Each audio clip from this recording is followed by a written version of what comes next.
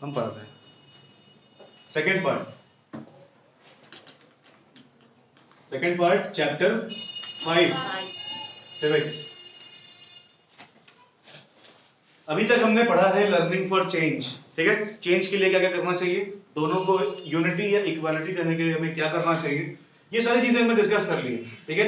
इसके बाद जो हमारा टॉपिक है, ठीक है, पहले हम इसको थोड़ा खत्म करते हैं। After learning the alphabet Sundari Devi was able to read Chaitanya Bhagavat through her own writing. She also gave the world an opportunity to read about women's life in those days. उस टाइम पे इन्होंने वुमेन्स की लाइफ में बहुत सारी चीजें डिस्कस करी अपनी राइटिंग्स में, ठीक है। और उन राइटिंग्स के बेसिस पे उन्होंने वर्ल्ड को भी दिखाना शुरू किया कि आने वाली जनरेशन को ये पता चले कि उस टाइम पे वुमेन्स की कंडीशन क्या थी, ठीक है।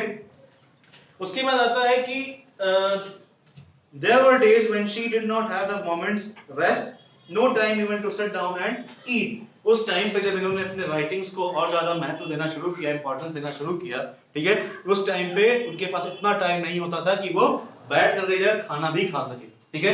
इसका बस सीधा सा मतलब ये है कि उन्होंने अपनी राइटिंग को इतना ज्यादा इंपॉर्टेंस दिया, ठीक है, अपनी लाइफ को डिस्क्राइब करने में, उस टाइम की वुमेन्स की लाइफ को डिस्क्राइब करने में, ठीक है, that she was so much into that writing that she was not having the time even to eat.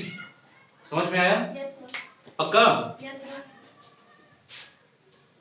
Yes, sir. Yes, sir. समझ रहे हैं लोग जिससे पूछा जा रहा है। अब हमारा अगला टॉपिक है स्कूलिंग एंड एजुकेशन टुडे, ठीक है। क्या हुआ?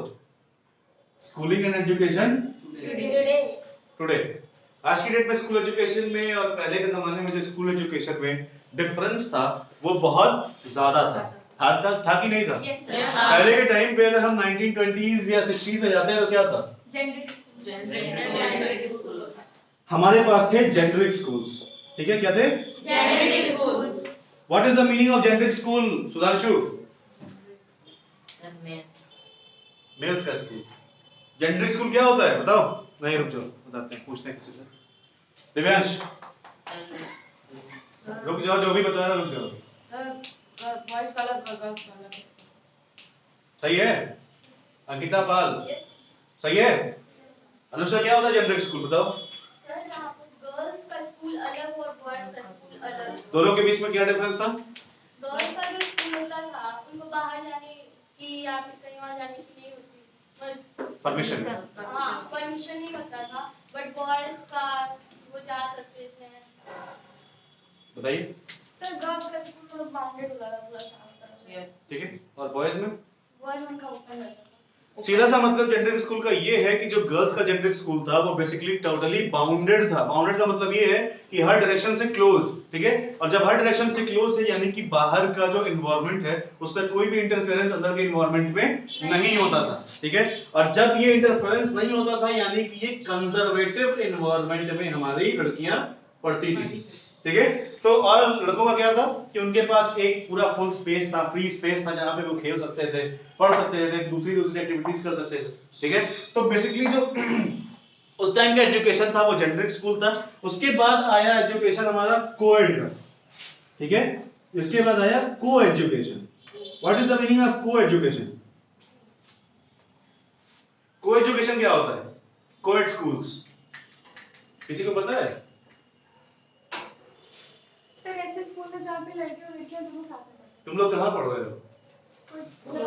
Coed school. कोएड स्कूल का मतलब ये है जहां पे लड़के और लड़कियां साथ में पढ़ रहे हैं, ठीक है। तो यानी कि क्या, जो एनवायरनमेंट इनको मिल रहा है वही एनवायरनमेंट आपको भी मिल रहा है। जो लेडीज को मिल रहा है, जो बॉयज को मिल रहा है, वो दोनों इक्वल है। यानी कि ये जो एजुकेशन का लेवल था इसको एक ही लेवल पे मेंटेन करने के लिए, ठीक है, हमने क्या किया, कोएड एजुकेशन को और ज्यादा इंपॉर्टेंस देना स्टार्ट किया, ठीक है। Now girls and boys were educated in the same environment, same school, they were also getting the same place to play, same place to do different activities. आ रहा है समझ में? Yes, sir. ठीक है, तो ये सब हमारे थे एजुकेशन के बीच का डिफरेंस, ठीक है। फिर आते हैं, ये हो गया स्कूलिंग एजुकेशन, ठीक है। फिर आते हैं कि जो नॉलेज था वो कैसे मिलता था, ठीक है। First of all at that time the girls were not allowed to get educated, ठीक है। गर्ल्स जो हमारी थी इनको एजुकेशन के साथ कोई भी इनका रिलेशन नहीं था, ठीक है। इनके जो बीच का रिलेशन था गर्ल्स और एजुकेशन के बीच का वो बिल्कुल खत्म था, कुछ नहीं था, ठीक है। सो उसके बाद जब हमने बॉयज की बात की तो उस टाइम पे केवल बॉयज ही थे जिनका एजुकेशन से डायरेक्ट रिलेशन हुआ करता था, ठीक है। फैमिलीज क्या करती थी कि गर्ल्स को एजुकेशन के लिए नहीं भेजती थी, ठीक है। उनके लिए अलाउंस नहीं था that they were also allowed to get the education और they should also get educated, and that is the only reason why they were not also participating in different competition, ठीक है। पहले के जमाने में कहां आईपीएस आईएएस में लड़कियां दिखाई देती थी, कभी देखा है किसी ने? अगर हम 2000 की बात करें तो 2000 में भी लड़कियों का पार्टिसिपेशन इतना नहीं था, अगर हम गवर्नमेंट स्कूल्स की गवर्नमेंट जॉब्स की बात करें, ठीक है। अभी हमने इसी चैप्टर में एक एग्जांपल देखा था, एक लड़की थी जो इंजन ड्राइवर बनी थी, लक्ष्मी लाकरा, ठीक है। She was the only engine driver eight that time, female engine driver eight that time, ठीक है।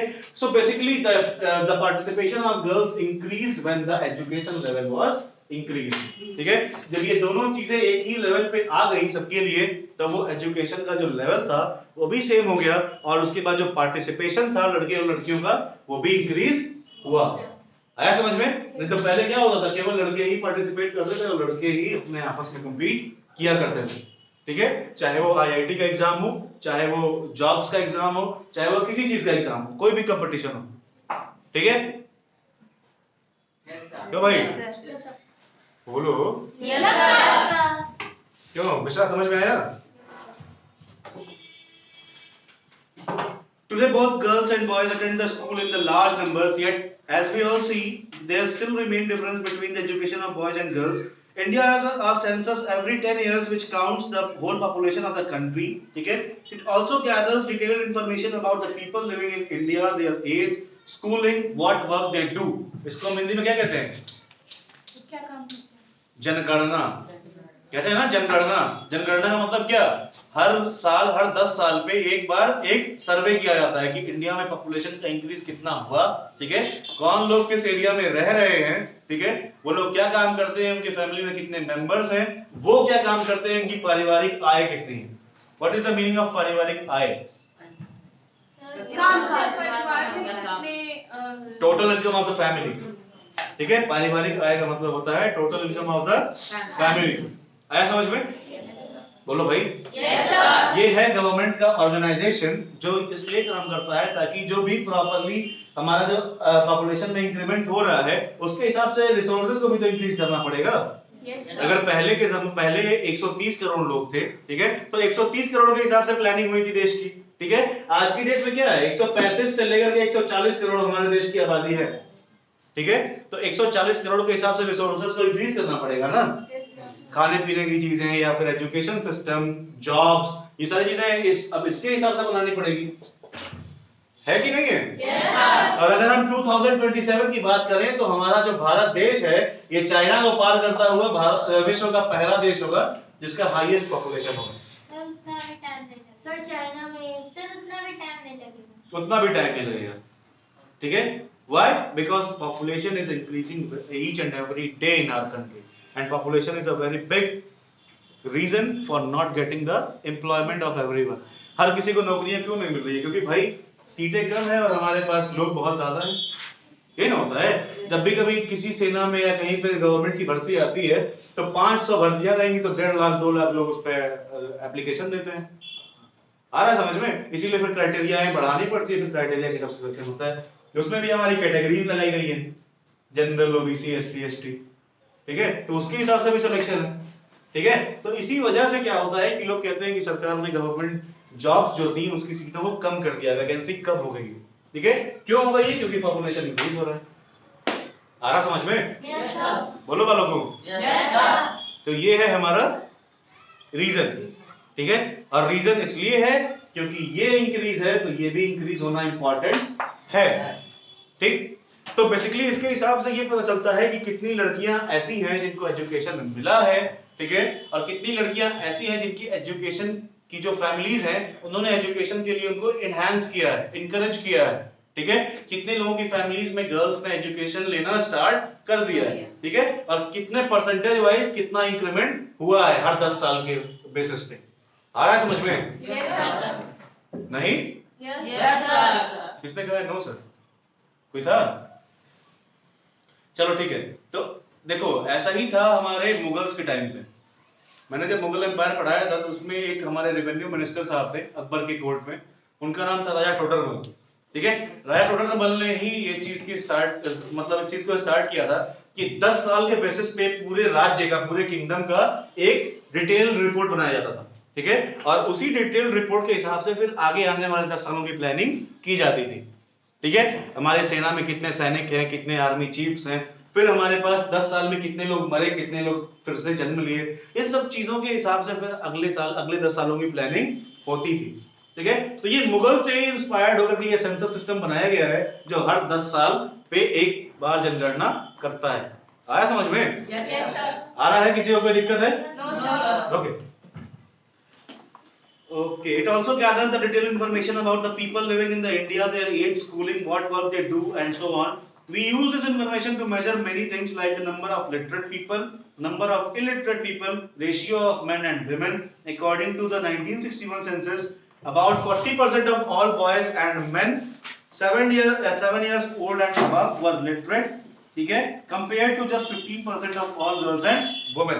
यानी कि 7 साल से ऊपर के जितने भी मेन थे उनमें केवल जो हमारे 40% बॉयज थे वो लिटरेट थे और 15% गर्ल्स ऐसी थी जो लिटरेट थी। ठीक है, according to the census of 1961। आया दिव्या? Yes, sir. समझ में आ रहा है?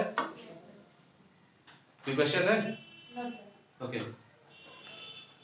In the most recent census of 2011, these figures have grown up to 82% for boys and men and 65% for girls and women. This means that the proportion of both men and women who are now able to read and have at least some amount of schooling has increased. But also you can see the percentage of the male group is still higher than the female group. The gap has not gone away. Here is the table that shows the percentage of the girls and the boys who leave schools from different social groups including SCs and STs. ठीक है, तो basically scene क्या है हमारे देश में कि 2011 में जो सेंसस की रिपोर्ट आई थी इसके हिसाब से 82% यानी कि 82% बॉयज और 65% गर्ल्स। डिफरेंस देख रहे हो? कितना डिफरेंस है बताओ? 17. 17 अंकों का डिफरेंस दिख रहा है इसमें। 65 5 70 और 12 12 5 17 17% का डिफरेंस है। क्यों डिफरेंस है भाई? क्योंकि ऐसे बहुत सारे बैकग्राउंड्स आज की डेट में भी हमारे कंट्री में एग्जिस्ट करते हैं जिनको एजुकेशन के लिए एनहांस या एनकरेज नहीं किया गया।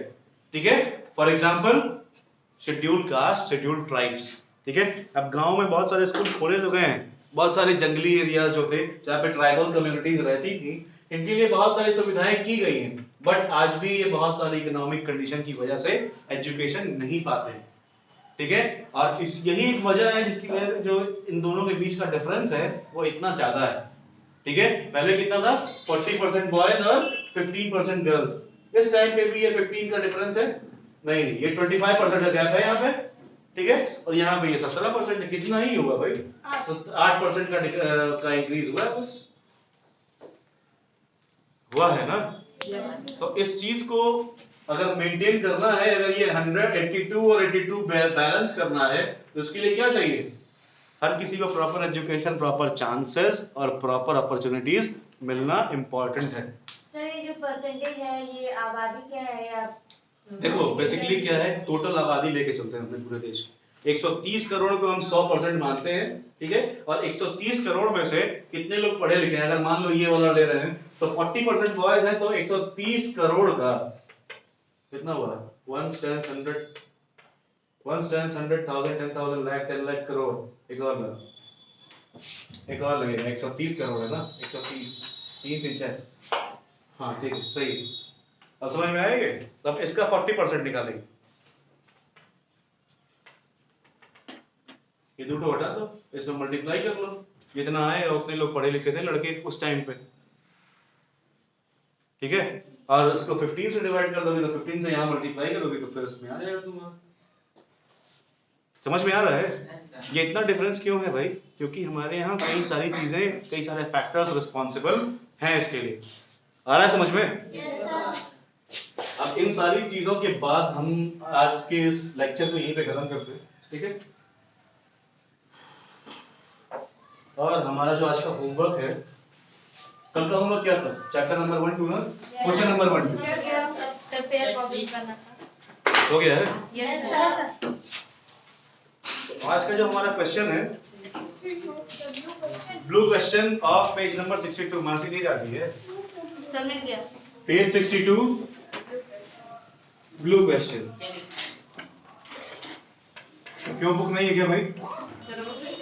क्या लिखा है? कौन पूछा क्या? देखिए मिसिंग है, चलो व्हाट्सएप पे लिख के सेंड करें। ठीक है, तो पेज 62 के जो ब्लू क्वेश्चन है उसको कर लीजिएगा।